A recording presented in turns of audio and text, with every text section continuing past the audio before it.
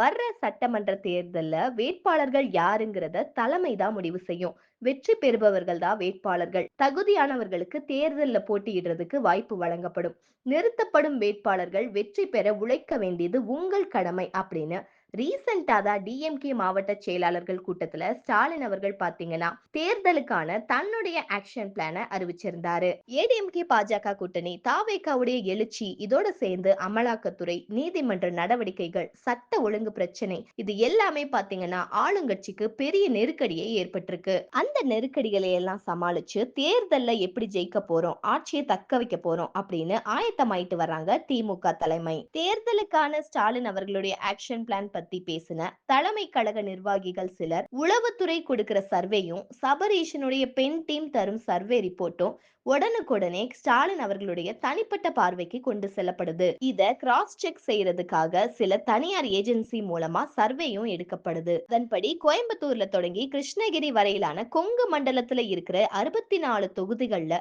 2021 தேர்தல்ல ஏடிஎம்கே பாஜக கூட்டணி 42 தொகுதிகளை ஜெயிச்சிருக்காங்க. 22 தொகுதிகள்ல மட்டுமே டிஎம்கே கூட்டணி ஜெயிச்சிருக்காங்க. கொங்கு மண்டலத்துல கடந்த முறை கைவிட்டு போன 42 தொகுதிகள்ல பெருவாரியான தொகுதிகளை இந்த முறை டிஎம்கே கைப்பற்றணும் அப்படின்னு நினைக்கிறாரு ஸ்டாலின் அவர்கள். அதே மாதிரியே வட தமிழகத்துல இருக்கிற 65 தொகுதிகள்ல கடந்த முறை 55 தொகுதிகளை டிஎம்கே கூட்டணி ஜெயிச்சிச்சு.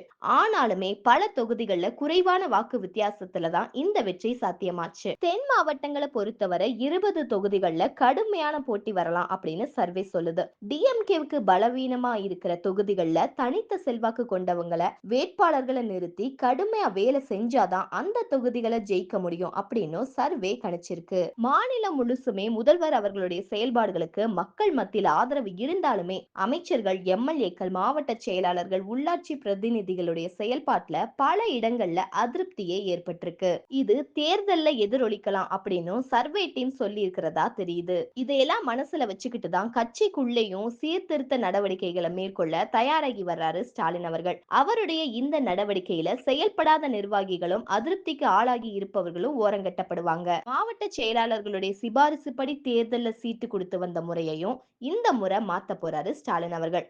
அதையும் மாவட்ட செயலாளர்கள் கூட்டத்துல வெளிப்படையாவே சொல்லிட்டாரு. அதே சமயம் தொகுதிக்கு 3 பேர் கொண்ட பட்டியலை தயாரிக்கிற பொறுப்பையும் பெண் டீம் பொறுப்புல விட்டிருக்கிறதா தெரியுது. தகுதியான வேட்பாளர்கள் அப்படிங்கிற அளவுகோல் எடுக்கப்பட்டிருக்கிறனால சிட்டிங் எம்எல்ஏக்கள்ல பாதி பேருக்கு மேல மறுபடியும் சீட்டு கிடைக்க வாய்ப்பே இல்ல. சாதிய பின்னணி பணபலம் நற்பெயர் தொகுதியில தனித்த செல்வாக்கு மாதிரியான தகுதிகளோட இந்த முறை வேட்பாளர்களை தேர்ந்தெடுக்குது டிஎம்கே.